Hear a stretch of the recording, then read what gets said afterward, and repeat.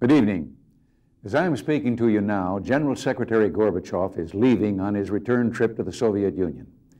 His departure marks the end of 3 historic days here in Washington, in which Mr. Gorbachev and I continue to build a foundation for better relations between our governments and our peoples. During these 3 days, we took a step, only a first step, but still a critical one, toward building a more durable peace. Indeed, a step that may be the most important taken since World War II to slow down the arms buildup. I'm referring to the treaty that we signed Tuesday afternoon in the East Room at the White House. I believe this treaty represents a landmark in post-war history because it is not just an arms control, but an arms reduction agreement.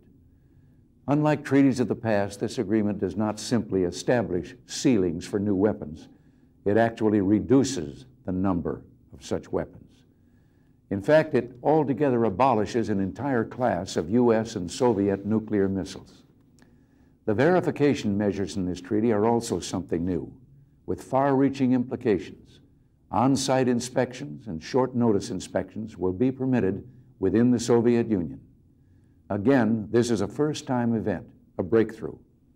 That's why I believe this treaty will not only lessen the threat of war, but can also speed along a process that may someday remove that threat entirely. Indeed, this treaty and all that we've achieved during this summit signals a broader understanding between the United States and the Soviet Union. It is an understanding that will help keep the peace as we work toward the ultimate goal of our foreign policy, a world where the people of every land can decide for themselves their form of government and way of life. Yet, as important as the INF Treaty is, there is a further and even more crucial point about the last 3 days and the entire summit process. Soviet-American relations are no longer focused only on arms control issues. They now cover a far broader agenda, one that has at its root realism and candor. Let me explain this with a saying I've often repeated. Nations do not distrust each other because they're armed. They are armed because they distrust each other. And just as real peace means the presence of freedom and justice, as well as the absence of war, so too summits must be discussions not just about arms, but about the fundamental differences that cause nations to be armed. Dealing then with the deeper sources of conflict between nations and systems of government is a practical and moral imperative. And that's why it was vital to establish a broader summit agenda, one that dealt not only with arms reductions, but also people-to-people contacts between our nations, and, most important, the issues of human rights and regional conflicts. This is the summit agenda we've adopted. By doing so, we've dealt not just with arms control issues, but also with fundamental problems such as Soviet expansionism, human rights violations, as well as our own moral opposition to the ideology that justifies such practices. In this way, we have put Soviet-American relations on a far more candid and far more realistic footing. It also means that while there's movement, indeed dramatic movement, in the arms reduction area, much remains to be done in that area as well as in these other critical areas that I've mentioned, especially, and this goes without saying, in advancing our goal of a world open to the expansion of human freedom and the growth of democratic government. So much work lies ahead. Let me explain. On the matter of regional conflicts, I spoke candidly with Mr. Gorbachev on the issues of Afghanistan, Iran, Iraq, Cambodia, Angola, and Nicaragua. I continue to have high hopes, and he assured me that he did too, that we can have real cooperation in resolving regional conflicts on terms that promote peace and freedom. This is essential to a lasting improvement in our relations. So too on human rights, there was some very limited movement. Resolution of a number of individual cases in which prisoners will be released or exit visas granted. There were assurances of future more substantial movement, which we hope to see become a reality. And finally, with regard to the last item on our agenda, scientific, educational, cultural, and economic exchanges, we agreed to expand cooperation in ways that will break down some of the artificial barriers between our nations. For example, agreement was reached to expand and improve civil air service between our two countries. But let me point out here that while much work is ahead of us, the progress we've made, especially in arms reduction, does reflect a better understanding between ourselves and the Soviets. It also reflects something deeper. You see, since my first meeting with General Secretary Gorbachev in 1985, I have always regarded you, the American people, as full participants in our discussions.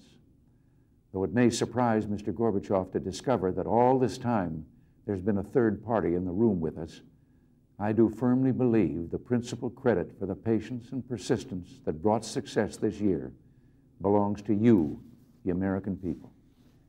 Your support over these last 7 years has laid the basis for these negotiations. Your support made it possible for us to rebuild our military strength, to liberate Grenada, to strike hard against terrorism in Libya, and more recently, to protect our strategic interests and bolster our friends in the Persian Gulf. Your support made possible our policy of helping freedom fighters like those in Afghanistan, Nicaragua, Angola, Cambodia, and other places around the globe. And when last year at Reykjavik, I refused Soviet demands that we trade away SDI, our strategic defense initiative, that could erect a space shield against ballistic missiles, your overwhelming support made it clear to the Soviet leaders that the American people prefer no deal to a bad deal and will back their president on matters of national security. In short, your support for our foreign policy goals, building a safer peace as we advance the cause of world freedom, has helped bring the Soviets to the bargaining table. It makes it possible now to hope for a real fundamental improvement in our relations. You know, the question has often been asked whether democratic leaders who are accountable to their people aren't at a grave disadvantage in negotiating with leaders of totalitarian states who bear no such burden. Well, believe me, I think I can answer that question. I can speak from personal experience. Over the long run, no leader at the bargaining table can enjoy any greater advantage than the knowledge that he has behind him a people who are strong and free and alert and resolved to remain that way. People like you. And it's this kind of informed and enlightened support, this hidden strength of democratic government, that enabled us to do what we did this week at the Washington Summit. Now that the treaty's been signed, it will be submitted to the Senate for the next step, the ratification process. I will meet with the leadership of Congress here tomorrow morning, and I'm confident that the Senate will now act in an expeditious way to fulfill its duty under our Constitution. To this end, let me explain the background in the mid and late 1970s. The Soviets began to deploy hundreds of new mobile intermediate-range missiles capable of destroying major cities and military installations in Europe and Asia. This action was an unprovoked new dimension of the threat against our friends and allies on both continents, a new threat to which the democratic nations had no comparable counter. Despite intense pressure from the Soviets, NATO proceeded with what we called a two-track policy. First, we would deploy a limited number of our own INF missiles as a deterrent, but at the same time, push hard in negotiations to do away with this entirely new nuclear threat. And we set out to do this with a formula I first put forward in 1981. It was called the zero option. It meant the complete elimination of these missiles on both sides. Well, at first, many called this a mere propaganda ploy, some even here in this country. But we were persistent, our allies steadfast, and eventually the Soviets returned to the bargaining table. The result is our INF Treaty. As you see from the map on the screen now, the Soviet missiles, which will be removed and eliminated under the treaty, have been a major threat to the security of our friends and allies on two continents, Europe and Asia. Under the terms of this treaty, we will be eliminating 400 deployed warheads, while the Soviet Union eliminates 1,600, or 4 times as many. Now let me also point out that this does not, however, leave NATO unprotected. In fact, we will maintain a substantial deterrent force on the ground, in the air, and at sea. Our commitment to NATO's strategy of being able to respond as necessary to any form of aggression remains steadfast. And with regard to verification, as I've mentioned, we have the breakthroughs of on-site inspections and short notice inspections, not only at potential missile deployment sites, but at the facility where the Soviet SS-20 missiles and their components have been assembled. We have a verification procedure that assures each side that the missiles of the other side have been destroyed and that new ones aren't built. Here then is a treaty that shows how persistence and consistency eventually can pay off in arms negotiations. And let me assure you, too, that this treaty has been accomplished with unprecedented consultation with our allies and friends. I have spoken personally with the leaders of the major democracies, as has Secretary Shultz and our diplomats. This treaty has full Allied support. But if persistence is paying off in our arms reduction efforts, the question of human rights and regional conflicts are still problems in our relations. But I'm pleased that some progress has been made in these areas also. Now, in addition to these candid exchanges on our four-part agenda, Mr. Gorbachev and I did do some important planning for a Moscow summit next year. We agreed that we must redouble our efforts to reach agreements on reducing the levels of U.S. and Soviet long-range or strategic nuclear arms, as I have proposed in the START negotiations. He and I made real progress toward our goal, first agreed to at Geneva, to achieve deep 50% cuts in our arsenals of those powerful weapons. We agreed that we should build on our efforts to achieve agreement on a START treaty at the earliest possible date, and we've instructed our delegates in Geneva accordingly. Now, I believe deep reductions in these offensive weapons, along with the development of SDI, would do much to make the world safer. For that reason, I made it clear that our SDI program will continue, and that when we have a defense ready to deploy, we will do so. About the future, Mr. Gorbachev and I also agreed that as nuclear weapons are reduced, it becomes all the more important to redress the disparities in conventional and chemical weapons, where the Soviets now enjoy significant advantages over the United States and our allies. I think then from all of this you can see not only the direction of Soviet-American relations, but the larger framework of American foreign policy. As I told the British Parliament in 1982, we seek to rid the world of the two great nightmares of the post-war era, the threat of nuclear war and the threat of totalitarianism. And that's why by pursuing SDI, which is a defense against offensive missiles, and by going for arms reduction rather than just arms control, we're moving away from the so-called policy of mutual assured destruction by which nations hold each other hostage to nuclear terror and destruction. So too, we're saying that the post-war policy of containment is no longer enough, that the goal of American foreign policy is both world peace and world freedom. That as a people, we hope and will work for a day when all of God's children will enjoy the human dignity that their Creator intended. I believe we gained some ground with regard to that cause in these last few days. Since my first days in office, I've argued that the future belongs not to repressive or totalitarian ways of life, but to the cause of freedom. Freedom of the marketplace, freedom to speak, assemble, and vote. And when we see the progress of democracy in these last years, from Latin America to Asia, we must be optimistic about the future of our children.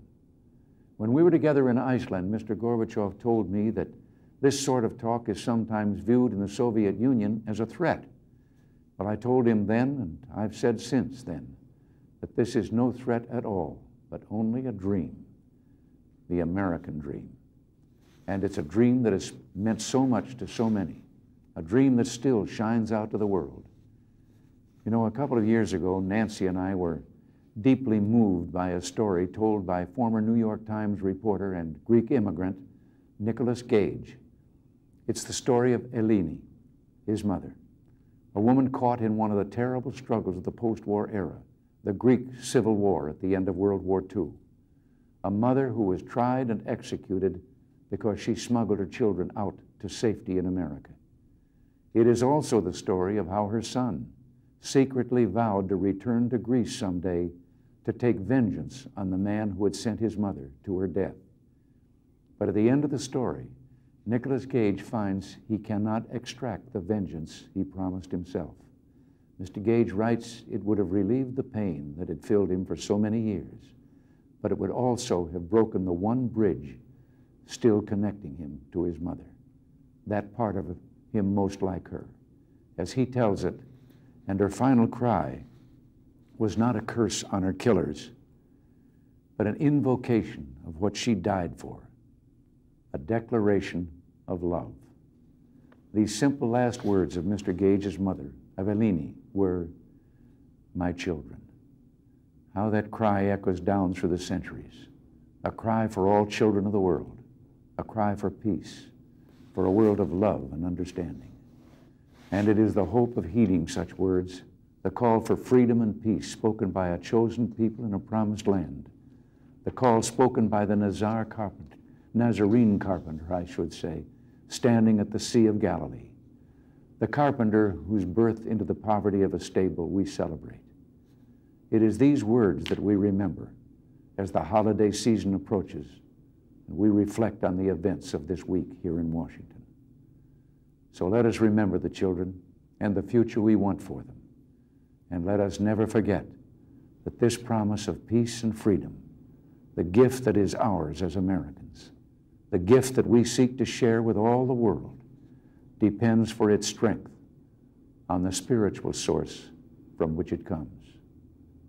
So during this holiday season, let us also reflect that in the prayers of simple people, there is more power and might than that possessed by all the great statesmen or armies of the earth. Let us then thank God for all His blessings to this nation and ask Him for His help and guidance so that we might continue the work of peace and foster the hope of a world where human freedom is enshrined. To sum up then, this summit was a clear success. We made progress on each item in our four-part agenda. Mr. Gorbachev and I have agreed to meet in several months in Moscow to continue what we've achieved during these past 3 days. I believe there is reason for both hope and optimism.